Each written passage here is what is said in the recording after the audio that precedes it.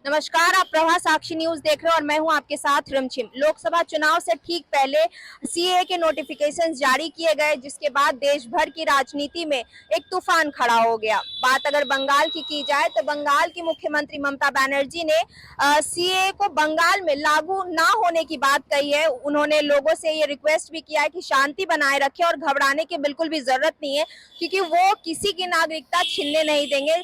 और सीए को लेकर क्या कुछ है, लोगों के बीच में जो कंफ्यूजन्स पैदा हो रहे हैं, और सीए को लेकर तमाम चीजों के बारे में हम बात करेंगे। और इस मुद्दे पर बात करने के लिए हमारे साथ हैं भाजपा के प्रवक्ता आशुतोष झा।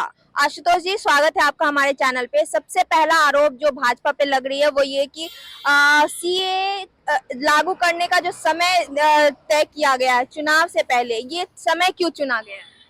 नहीं, देखिए, चुनाव से पहले हमने तय किया ऐसी बात नहीं है।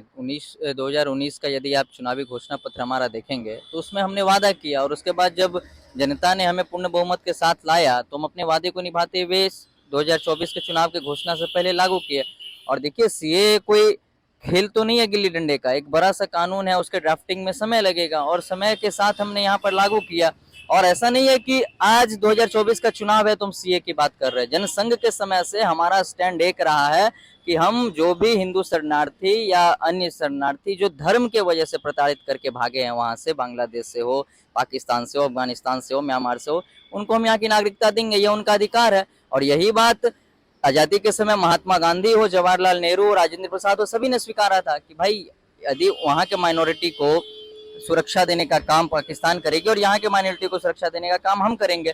यदि पाकिस्तान अथवा अन्य कोई भी इस्लामिक देश अपने अधिकारों को, अपने कर्तव्यों को भूलकर वहां पर ऐसी परिस्थिति बनाई कि वहां से धार्मिक विस्थापन हुआ और धर्म के आधार पर शोषण होते हुए वहां से जो गैर मुस्लिम है वो लोग आए भारतवर्ष में, तो उनके लिए और कौन बात करेगा। जनसंघ के समय से भाजपा अपने वक्तव्यों के माध्यम से कह रही थी, और जब पूर्ण बहुमत की सरकार में हम आए तो हमने अपने वादे को निभाते हुए सीए को लागू किया। बिल्कुल। आपने सीए में 6 अलग अलग धर्म के लोगों को नागरिकता देने की बात कही गई है। हिंदू, पारसी, बौद्ध धर्म के लोग और भी लोग हैं, लेकिन उसमें मुसलमानों को क्यों ऐसे अलग कर दिया गया है? देखिए, सीए में जो नागरिकता की बात है वो धर्मीय आधार पर नहीं है, उसका आधार है परसिक्यूशन, यानी अत्याचार। अब आप बताइए, यह कोई भी प्रबुद्ध व्यक्ति समझ सकता है कि पाकिस्तान एक इस्लामिक देश है, बांग्लादेश इस्लामिक देश, अन्य जो भी इस्लामिक देश है, वहां धर्म के आधार पर प्रताड़ना किस धर्म को दिया जाएगा। मैंने ऐसा कोई एग्जाम्पल नहीं देखा है जहां पाकिस्तान में किसी मुस्लिम को इसलिए प्रताड़ित किया गया हो क्योंकि वो मुस्लिम है। लेकिन उन देशों से ऐसे उदाहरण आते हैं जहां पर हिंदुओं को अथवा जो गैर मुस्लिम लोग हैं उन्हें वहां पर माइनॉरिटी होने की वजह से प्रताड़ित किया गया है। और जब वो लोग धर्मीय आधार पर प्रताड़ित होकर भारत में आए हैं तो इसलिए हम उन्हें नागरिक देंगे। जहां तक मुसलमानों का सवाल है, जो इंडियन सिटीजनशिप एक्ट है उसमें अभी भी प्रावधान है, मुसलमान एप्लीकेशन करके नागरिकता ले सकते हैं। जैसे कि पाकिस्तान के एक सिंगर हैं, उन्होंने एप्लीकेशन किया, भारत सरकार ने निर्णय लिया, उन्हें नागरिकता दी। लेकिन जो सिटीजनशिप अमेंडमेंट एक्ट है वह उन लोगों के लिए स्पेशली है जो धर्म के आधार पर प्रताड़ित किए गए और उन प्रताड़नाओं का शिकार करके, झेल करके किसी तरह वो अपने जान माल को बचाते हुए भारत में आकर शरण लिए। यह उनके लिए कानून है, इसमें नकारात्मक कुछ नहीं है। यह नागरिकता देने का कानून है, नागरिकता छीनने का कानून नहीं है। इसलिए इसमें किसी को भयभीत नहीं होना चाहिए। और यह हिंदुओं के प्रति तथा जो गैर मुसलमान, जो आप कह रहे क्रिश्चियन, पारसी, सिख जन, ये लोग जो इतने सालों से जिस अधिकार के लिए लड़ रहे थे, बहुत सारी सरकारें आई, बहुत सारी बातें हुई, लेकिन भाजपा ने अपने जो कथनी करनी एक समान वाला जो हमारा नारा है, भाजपा ने जो कहा वो किया। और 2024 के चुनाव से पहले सीए का इम्प्लीमेंटेशन आपके सामने है। मुसलमानों को ये डर है कि सीए आ गया, अब एनआरसी लाकर उनकी नागरिकता छीन ली जाएगी और उन्हें देश से बाहर फेंक दिया जाएगा। इसको लेकर क्या कहेंगे? उन मुसलमान भाई बहनों को किस तरह से आप समझाना चाहेंगे? देखिए, यह वर्तमान में हम जिस राज्य में खड़े, पश्चिम बंगाल में, यहाँ के मुख्यमंत्री जैसे कुछ अराजक लोग हैं जो बैठे तो सरकार में रहते हैं, लेकिन उनका ना सरकार के प्रति कोई रिस्पेक्ट रहता है, ना संविधान के प्रति रिस्पेक्ट रहता है, ना यहाँ के लेजिस्लेशन कानूनों के प्रति कोई रिस्पेक्ट रहता है। यदि आप ममता बनर्जी का आज का बयान सुनेंगे तो वो मुसलमानों को तो धमका रही है, चलिए ठीक है, लेकिन वो देश के सॉवरेंटी, देश के अखंडता के साथ खिलवाड़ कर रही है। उन्होंने आज एक स्टेटमेंट में कहा है कि भारत ने तो अफगानिस्तान के से आए हुए विस्थापित हिंदुओं को भी नागरिकता देने की बात की है, जबकि अफगानिस्तान के साथ हमारा बॉर्डर नहीं है। और यही बात पाकिस्तानी लोग भी कहते हैं, ये जो बात पाकिस्तानी कहते हैं अफगानिस्तान के बॉर्डर के संदर्भ में, वही बात ममता बनर्जी कहती है। और आप एमएचए के वेबसाइट पर जाइए, मिनिस्ट्री ऑफ होम अफेयर्स जो भारतवर्ष का है, उसमें साफ साफ डिटेल्स दिया कि 106 किलोमीटर हमारा बॉर्डर है अफगानिस्तान के साथ।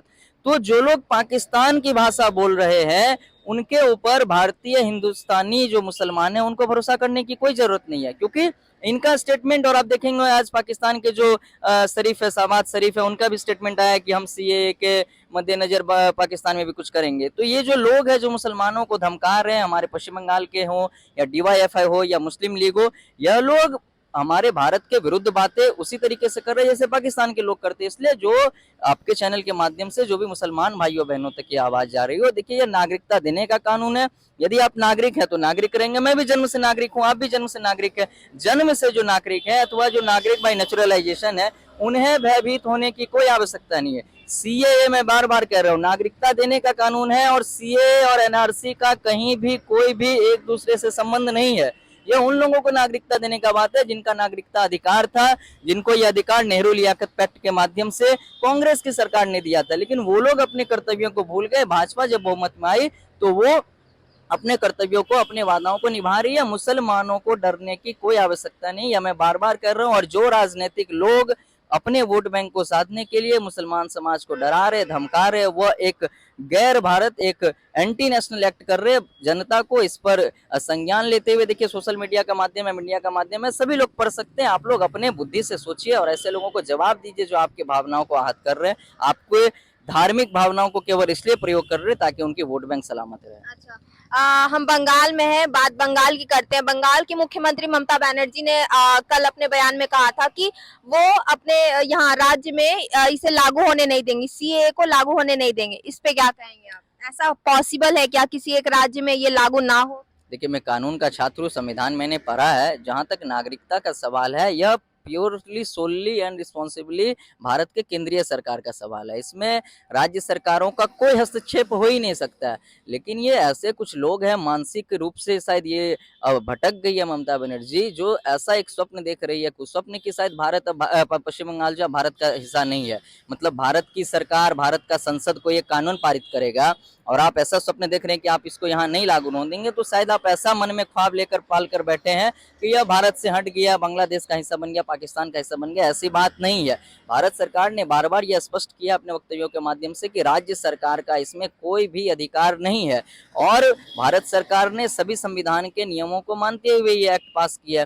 तो ऐसे लोग केवल और केवल अपने वोट बैंक को साधने के लिए, आप सोचिए ना कि रमजान का पवित्र महीना चालू हुआ है, लोग अपने जो मुसलमान भाई बहन है वो अपने धर्मीय आचारों को आज से चालू करेंगे, और ऐसे समय में ममता बनर्जी उनके धार्मिक भावनाओं को लेकर खेल रही है कि आपका रमजान महीना शुरू हो रहा है, आपको ये किया जा रहा है, वो किया जा रहा है। ऐसे लोगों को सख्त सबक देने की आवश्यकता मुसलमान भाइयों को भी है, क्योंकि जिस तरीके से आप यहाँ पर माइनॉरिटी है, जो मुसलमान है वो यहाँ माइनॉरिटी है, वो दिन रात अपने माइनॉरिटी होने की बात करते हैं, अपने अधिकारों होने की बात करते हैं। लेकिन आप ही के तरह तो हिंदू लोग भी माइनॉरिटी थे ना पाकिस्तान में, बांग्लादेश में। यदि उन्हें वहां से विस्थापित करके भगाया गया तो यहाँ के अल्पसंख्यकों का क्या कर्तव्य बनता है कि उन्हें खुले हाथों से स्वीकारे, उन्हें वहां फैलाकर अपने देश में स्वीकारे, क्योंकि नेहरू लियाकत पैक्ट में यही था कि पाकिस्तान तथा अन्य जो उधर विभाजन के बाद जो देश है वो वहाँ के माइनॉरिटी के अधिकारों की सुरक्षा करेंगे, हम अपने माइनॉरिटी के अधिकारों की सुरक्षा करेंगे। आपके अधिकारों का हनन तो यहाँ नहीं हो रहा है यहाँ के मुसलमान भाइयों का, लेकिन आप ही के तरह जो दूसरे देशों से माइनॉरिटी आए उनको जब स्वीकारा जा रहा है तो आपके मन में कोई विद्वेष नहीं होनी चाहिए, और ऐसे राजनीतिक दलों को आपको सबक भी सिखानी चाहिए। बिल्कुल, आप प्रताड़ित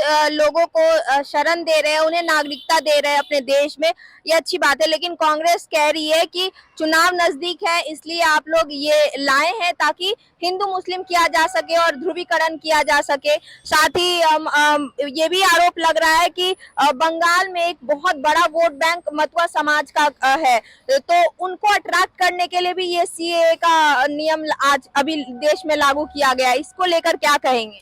कितना फायदा होगा भाजपा को सीए इस वक्त लागू करने से? देखिए, भाजपा चुनाव को सोचकर कार्य नहीं करती है। भाजपा 24 घंटा 12 महीना जो उचित है उसके लिए कार्य करती है। चलिए, आज मैं मान रहा हूँ कि चुनाव है, ठीक है, आज भाजपा सरकार बहुमत में है और आज भाजपा चुनाव के लिए ऐसी कार्य कर रही है।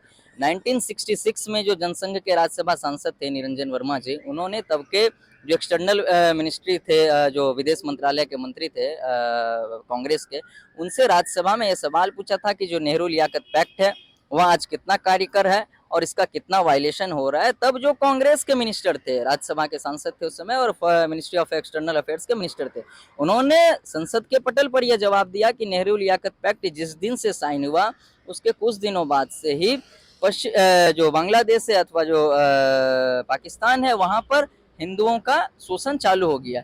उस समय 1966 में कौन सा चुनाव था, लेकिन उस समय भी जो हमारे विचार परिवार के लोग थे, जो जनसंघ के सांसद थे, वो वहां के विस्थापित हिंदुओं की बात कर रहे थे और कांग्रेस ने स्वयं तब स्वीकारा था कि हाँ शोषण हो रहा है, नेहरू लियाकत पैक्ट का जो है सही तरीके से वहां पर माना नहीं जा रहा है पाकिस्तान में। इसलिए हम कह रहे हैं हम चुनाव को लेकर नहीं कार्य कर रहे हैं। और कांग्रेस बताए ना, तृणमूल कांग्रेस बताए ना कि आप दिन भर मतवा समाज का बात करते हैं।